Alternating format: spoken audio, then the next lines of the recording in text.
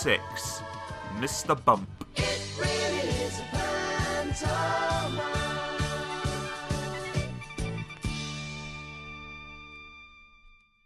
This is the sad story of Mr. Bump. The trouble was that Mr. Bump just could not help having little accidents. If there was something for Mr. Bump to bump into, he'd bump into it all right. For instance, if you were to see Mr. Bump out walking down the street in your town, and if there happened to be something to bump into down that street, then you know what would happen, don't you? Bump.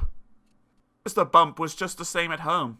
He lived in an extremely nice home, but even there he couldn't help having those little accidents. For instance, one morning when Mr. Bump went outside his house, he noticed that the chimney pot had come loose in a storm the night before.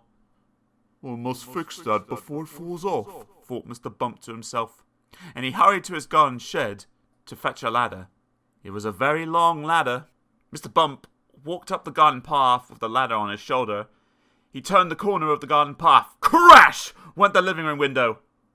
"Oh dear," thought Mr. Bump, and he turned to see what had happened. Crash went the kitchen window behind him.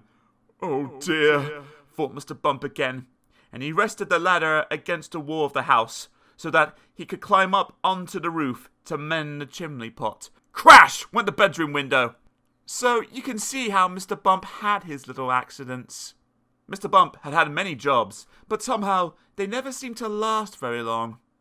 As soon as anything got lost, or broken, or splintered, or chipped, or snapped, or cracked, or torn, or bust, or wrenched, or crunched, or split, or slit, Mr. Bump got the blame. For instance, when Mr. Bump worked on a farm, he tripped over the farm dog and spilt the milk which he was carrying for the farmer's wife, and which the farm cat lapped up. For instance, when Mr. Bump was a postman, he got his hand stuck in a pillar box, and they had to fetch the fire brigade to come and set him free. For instance, when Mr. Bump was a bus conductor, he fell off the bus and couldn't catch it up again, and all the passengers travelled without having to pay. For instance, when Mr. Bump was a carpenter, he found that when he was hammering nails, he hammered his thumb most of the time, and the nail hardly at all. In order to recover from this series of rather unfortunate happenings, Mr. Bump decided to take a holiday. There, he could think about what sort of job he could do where he wouldn't be such a nuisance to everybody. So off he set to the station to catch a train to the seaside. While Mr. Bump was on holiday, several things happened. For instance, he fell off a boat into the sea, and the lifeboat had to come and rescue him. For instance, one day when he was quietly walking along the beach minding his own business, he got his foot stuck in a bucket, and as he couldn't get it off, he had to walk around with it on his foot for hours. For instance, another time he was walking along the beach. When he walked straight into a large hole that somebody had dug, he had to stay there all night because he couldn't climb out on his own. However, despite all these little accidents, Mr. Bump enjoyed his holiday, and while he was there, he had a splendid idea about what sort of job he could do. It was quite the best idea Mr. Bump had ever had. An absolutely splendid idea. And now, Mr. Bump works happily for Mr. Barley the farmer. Mr. Barley has a rather large apple orchard on his farm, and that's where Mr. Bump works.